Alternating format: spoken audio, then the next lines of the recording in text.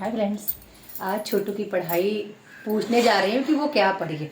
उसको मैंने एक टारगेट दिया था, आप देखिएगा सुनिएगा कि वो कितना उसको कंप्लीट की है। चलिए इसमें लेते हैं। चलो हला पूछा बता बचा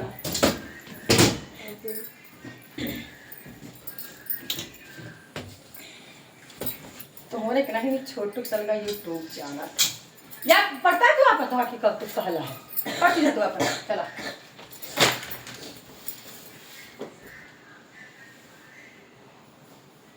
हाँ, ये वर्ण विचार पढ़े थे ना। चलो स्वर कितने प्रकार के होते हैं? स्वर, हाँ, स्वरों के भेद बताओ कौन कौन से? ह्रस्व स्वर, दीर्घ स्वर और संघर्ष ऐसे कुछ। ह्रस्व दीर्घ विलुप्त।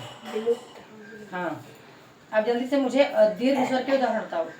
उदाहरण? हाँ, दीर्घ स्वर कौन कौन? आ, ई, उ, ए, है, ए, हाँ, ओ, हाँ, अन, नहीं अन, औ, हाँ। अब जल्दी से बताओ अनुस्वार क्या? अनुस्वार किसको बोलते हैं? हाँ? अनुस्वार और अनुनासिक। अनुस्वार और अनुनासिक। तुम बता जल्दी अनुस्वार, तुम जल्दी से अनुस्वार किसे बोलते हैं? मैं बताऊँ? हाँ? अनुस्वार जिसे नाक से बोला जाता है। अरे अनुस्वार या अनुनासिक? अनुस्वार। अनुस्वार, हाँ, जिसे हवा और नाक से बोला जाता है वो उसे अनुस्वार कहते हैं। और अनुनासिक नाक से जो शब्द नाक से बोला जाता है। हाँ, जो शब्द जो ध्वनियाँ नाक से निकलती हैं वो अनुनासिक है। जैसे चंद्रबिंदी। और अनुस्वार वह है जो जिसको नासिक के व्यंजन भी कहते हैं। पंचम वर्ण भी अनुस्वार करते हैं, इसके ऊपर बिंदी होती है। विसर्ग जानते हो ना, ये है ऐसे ऐसे करके विसर्ग। चलो अब बताओ मुझे व्यंजन के कितने प्रकार होते हैं? व्यंजन के 3। हाँ, अब मुझे तो बता कितने कौन कौन व्यंजन प्रकार होता है? व्यंजन हाँ प्रकार भी होते हैं। हाँ, व्यंजन के प्रकार होते हैं, 3 प्रकार होते हैं। बताओ। व्यंजन के प्रकार। हाँ तो बताओ। 3 संयुक्त व्यंजन, हाँ, अस्तित्व व्यंजन, स्पर्श व्यंजन, अंतस्थ व्यंजन और उष्ण व्यंजन।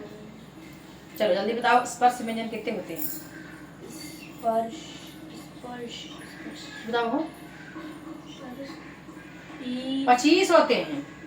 अरे हाँ, 25 स्पर्श व्यंजन होते हैं। जल्दी से स्पर्श व्यंजन बताओ। क वर्ण, क वर्ग को कंठ कहते हैं। च वर्ग को तालव्य कहते हैं। ट वर्ग को मूर्धन्य कहते हैं। ता वर्ग को दंत और पंचम वर्ग को ओष्ठ कहते हैं। पा वर्ग को ओष्ठ कहते हैं। और ये पंचमाक्षर है। अंगा इया ण न क्या है? पंचमाक्षर है। अब मुझे बता दो जल्दी से, अंतस्थ व्यंजन कितने होते हैं? अंतस्थ व्यंजन 4। हाँ, वेरी गुड। बताओ कौन कौन से? अरे तू बताओ, अंतस्थ व्यंजन कौन नहीं? चारटे कौन कौन नहीं?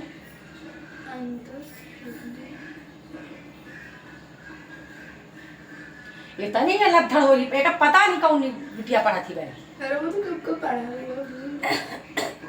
तो बताओ। यही वाले यारा लावा। हाँ, जल्दी से बताओ फिर से।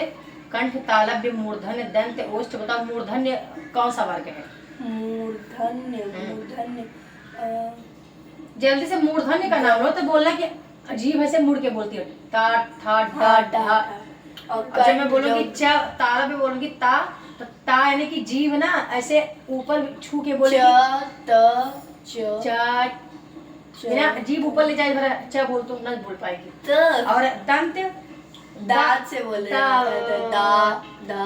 हाँ, त था दा धा ऐसे। फिर पा वर्ण मोठो से ओष्ठ। पा फा बा। हाँ, अंतस्थ व्यंजन है। उस व्यंजन कौन कौन से हैं? अरे 4 होते हैं यही। स हा। ठीक है, अब चलो आगे बढ़ो। संयुक्त व्यंजन कौन से हैं? संयुक्त व्यंजन जो रुक तो बताओ।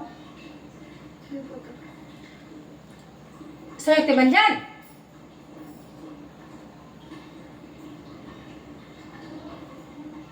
या सच में कैमरा ने बहुत मार दी दूर की मैंने से देखा। बताओ तो, वो दो अक्षरों से जोड़ के मिलकर बनते हैं। हाँ। छत्रज्ञासरा। और ये इतना तो उसको यूकेजी में आता था। के आगे व्यंजन माँ की लगता लात है। सुन। इसके पीछे हाँ? इसके पीछे व्यंजन लगता हाँ, है। संयुक्त अक्षर भी होते हैं। संयुक्त व्यंजन छत्रज्ञासरा। अब बन जाएगा ना वर्णों का उच्चारण। कंठ, ताला, हाँ। मूर्धन्य, दंत, ओष्ठ है। नासिक के वर्ण वही पंचम वर्ण होते हैं। अंग, अंगा, नासिक के व्यंजन होते हैं। ये बन जाएगा। अब बताओ उच्चारण के आधार पर व्यंजन के भेद कितने होते हैं? तो दो होते हैं, अल्प प्राण, महाप्राण। अब ये फोटो खींच दूंगी तो वीडियो बना पढ़ा लोगे यूट्यूब पर, पूरा वीडियो बना दूंगी। तो अब ये जो पढ़ाना हो मैं पीला कर दूंगी, ठीक है? कि उच्चारण के आधार पर व्यंजन के दो भेद होते हैं। कौन कौन से? फिर व्यंजन अल्प प्राण, महाप्राण। छोटी। उस टाइम आ दो। हाँ, उस टाइम आना। हाँ। हो उस टाइम आओगे तो पढ़ाओगी अल्प प्राण, महाप्राण पूरा, ये पूरा पढ़ाओगे। संयुक्त व्यंजन कौन कौन से तो बता देना कि छत्रज्ञासरा। अद्वितीय व्यंजन जिसमें ये तो बन जाएगा द्वितीय व्यंजन, जिसमें जैसे रस्सी, हाँ। गुस्सा, दो दो व्यंजन एक साथ हैं, ठीक दो है? व्यंजन इसमें एक साथ रहते हैं, उसमें द्वंद्व व्यंजन। र भी कई प्रकार के होते हैं। देखो र के मेल बनने वाले संयुक्त दो व्यंजन। ही होते हैं। हाँ, एक ये र, एक ये र, ठीक है? ये बन जाएगा। 2 3। अब हम देखते हैं अल्प प्राण, महाप्राण क्या होता है। जिन व्यंजनों के उच्चारण में कम समय लगे, कम वायु की आवश्यकता हो, वो अल्प प्राण होते हैं। और जिन या सुन लो दो पेन दो, थोड़ा पेंसिल दो या पेन दो। वर्ण का पहला, तीसरा और पांचवा अक्षर अल्प प्राण होता है। आपको एक सीक्रेट बताती हूँ। अल्प प्राण पहचाने की मतलब क्या है? वर्ण का कौन सा अक्षर? पहला अक्षर यानी क, तीसरा अक्षर यानी ग, और पांचवा अक्षर कौन हो गया? अंगा। ये क्या है? अल्प प्राण है। और महाप्राण कौन होते हैं? वर्ण का चौथा वर्ण और अरे ये दूसरा और टेबल चौथा साइड से ऑड इवन नंबर साइड से। देखो, अब आपको ये कभी नहीं भूलेगा, ये आपको कभी जीवन में नहीं भूलेगा कि वर्ण का दूसरा और चौथा वर्ण महाप्राण होता है।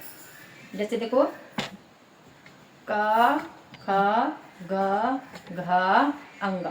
कितने वर्ण हो गए? 1 2 3 4 5। अब मुझे बताओ इसमें कौन सा अल्प प्राण है, कौन सा महाप्राण है? ये वाला अल्प प्राण, ये वाला अल्प प्राण। हाँ, ये अल्प प्राण हैं और ये दोनों महाप्राण हैं, ठीक है? अब ये सूत्र हो गया आपका। अल्प प्राण है, ये दोनों महाप्राण हैं। कहे गिरा दे का कंप्यूटर पर, मोबाइल है क्या? नीचे हो रहा है तो कहीं उसको फैलाओ ना ऐसे,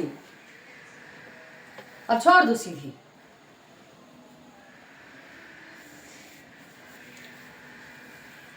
अब बन जाए अल्प प्राण, महाप्राण बन जाएगा ना।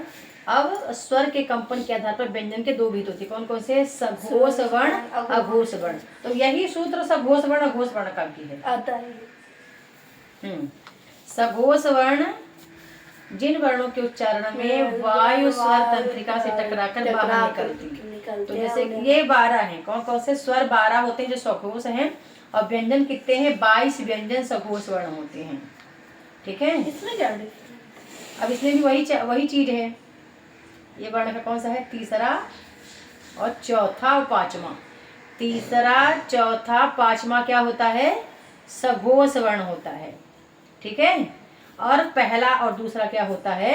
अघोष वर्ण। मेरा पानी उबल रहा है, बंद करने। इतना जल्दी उबल गया? अभी रखी है। अब जल जाएगा। हाँ, चल कर दे।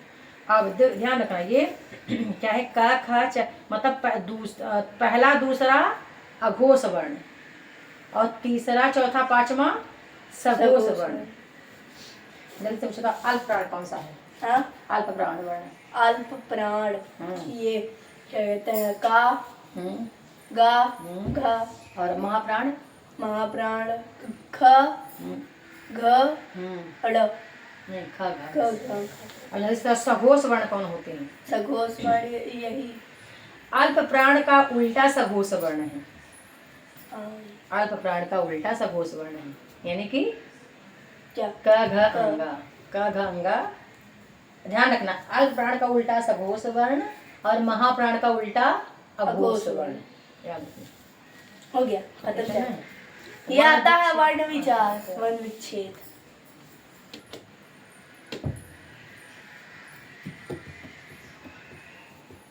अच्छा इसमें इतना ही है। इसके बाद संधि आ गई। मैंने अभी पढ़ा तो थोड़ा सा, लेकिन ये इसके वो नहीं पढ़े थे, ये पढ़े थे, ये पढ़ा था, ये नहीं संधि में पढ़ाऊंगी तो बनेंगे। संधि ऐसा नहीं है, ऐसा ना बनेगा। संधि के कुछ नियम हैं। चलो संधि का टॉपिक स्टार्ट होता है कल सुबह 5 बजे। दोस्तों वीडियो को ऑफ करती हूँ। ये आपको वीडियो मिलेगी मेरे ब्लॉग पे और ये पढ़ाएगी सावित्री साहित्य अकेडमी पे व्याकरण। दोनों बेटियां मेरे व्याकरण पढ़ाएंगी, तब जाके इनकी पढ़ाई अच्छी होगी। धन्यवाद। स्टॉप रेडी कर। वीडियो को लाइक करना है, शेयर करना है, चैनल